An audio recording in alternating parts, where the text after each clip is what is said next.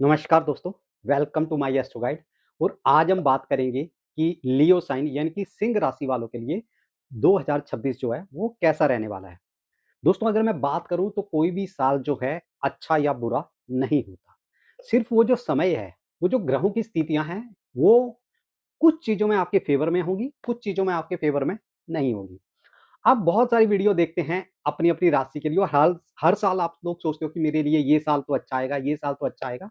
फिर वो आपको लगता है कि यार ये साल तो बिल्कुल भी अच्छा नहीं गया, और इसी तरह से ज्योतिष से लोगों का विश्वास जो है धीरे धीरे टूटता जा रहा है, या बहुत ज्यादा वो लोग इसके एडिक्टेड होते जा रहे हैं। ये दो सिचुएशन बन रही है।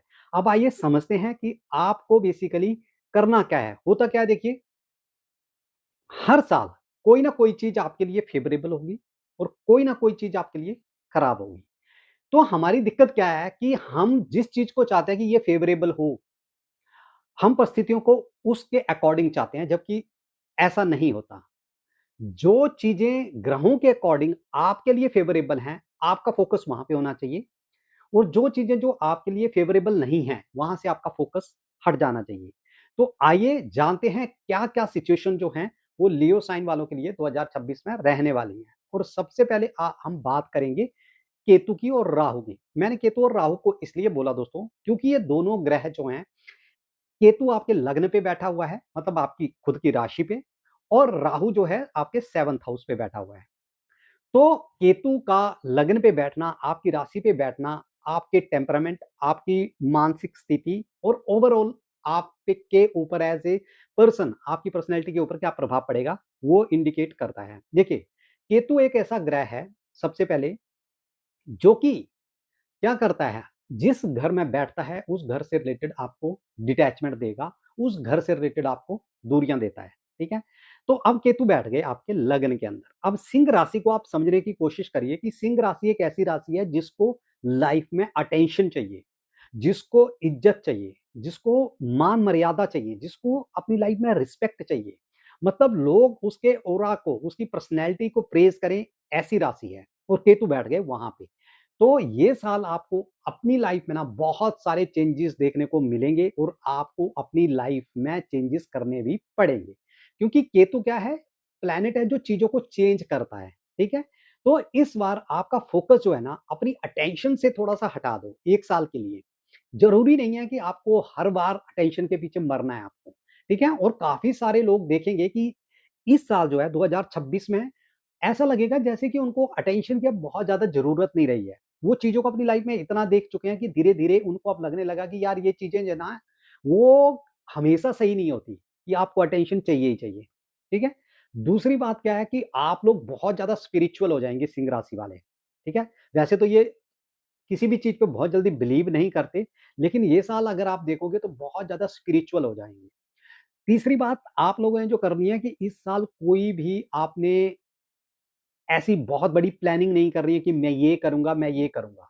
और खासकर अपने जो एडवाइजर हैं, मेंटर हैं, उनकी गाइडेंस के अकॉर्डिंग चलना है। मैं ऐसा इसलिए बोल रहा हूं क्योंकि केतु जब लग्न में बैठते हैं ना, तो बंदा दिल से काम लेता है, दिमाग से नहीं लेता। दिमाग से लिया हुआ उसका हर डिसीजन गलत होता है।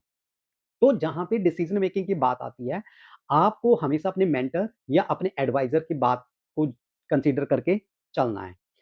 तीसरी बात यह है कि केतु क्या करवाता है, आइसोलेशन देता है, एकांत देता है। तो काफी आप जो है इस टाइम पे अकेला रहने की कोशिश करोगे, एकांत फील करोगे। आपको चाहिए, लगेगा कि मुझे यार प्राइवेसी चाहिए। ठीक है। अब आप इस चीज को नेगेटिव लेके बैठ जाओगे तो आपके साथ चीजें नेगेटिव होंगी। अब देखिए, प्राइवेसी की जहां पे मैंने बात करी, अकेलेपन, आइसोलेशन की जब मैंने बात करी, जब आप तरक्की के रास्ते पे होते हो ना, जब आपको लगता है कि मुझे लाइफ में ग्रो करना है, तो हर बंदा देखिए वो धीरे धीरे लोगों से कटना शुरू करता है। वो फिजूल की उलझनों में ना बंद होना, या उलझनों में फंसना जो है, वो वहां से दूर होता रहता है। तो आपके ऊपर डिपेंड करता है कि आप इन चीजों को कहाँ पे अप्लाई करते हैं। ठीक है। इसके दो चीजें, दो तरह से रिजल्ट आ सकता है। जैसे कि मान लो आपकी महादशा बहुत खराब चल रही है और आप नेगेटिव सोच के बंदे हैं, तो आप क्या करोगे, आप अपने आप को कमरे में बंद कर लोगे, आप बेकार चीजों के बारे में सोचते रहोगे, आप इधर उधर की सोचते रहोगे। लेकिन आपका ऑरा पॉजिटिव है, आप चीजों को पॉजिटिवली लेते हैं, आप अपनी लाइफ में कुछ चेंज करना चाहते हैं, कुछ ग्रोथ पाना चाहते हैं, तो आप धीरे धीरे क्या करोगे, आइसोलेशन का मतलब हो गया अपनी चीजों पे वर्क करना शुरू कर दोगे।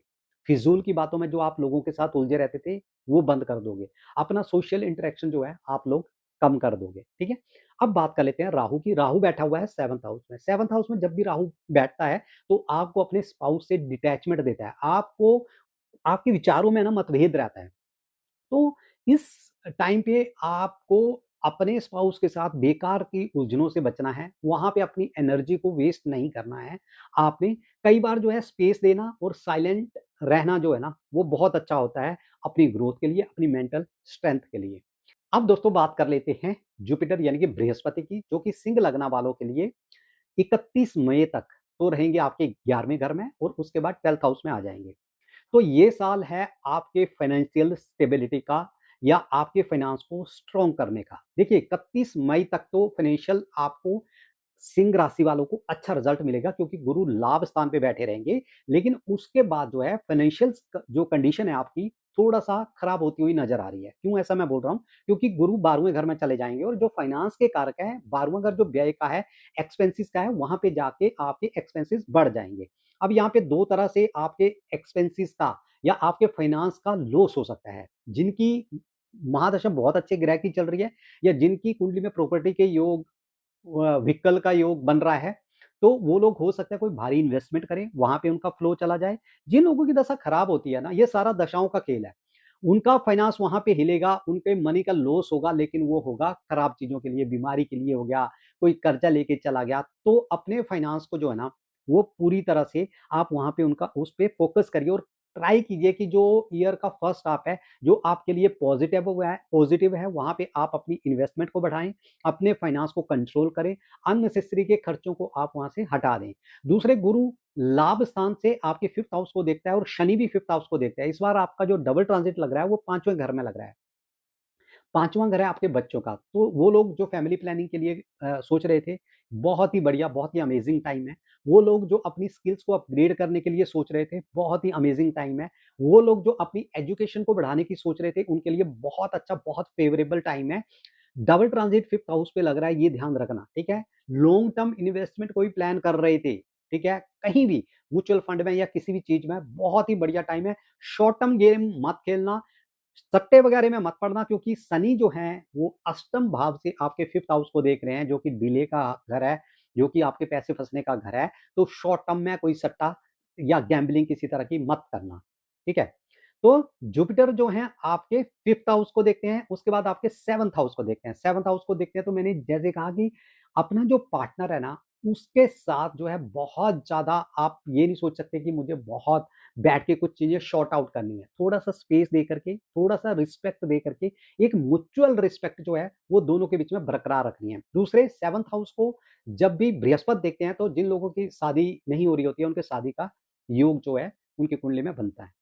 अब बात कर लेते हैं दोस्तों आपके शनि की, जो कि आपके 8वें घर में बैठा है। शनि जब भी 8वें घर में बैठते हैं लाइफ में बहुत ज्यादा चेंजेस आपको देंगे, बहुत अलग अलग फेज आपको दिखाएंगे।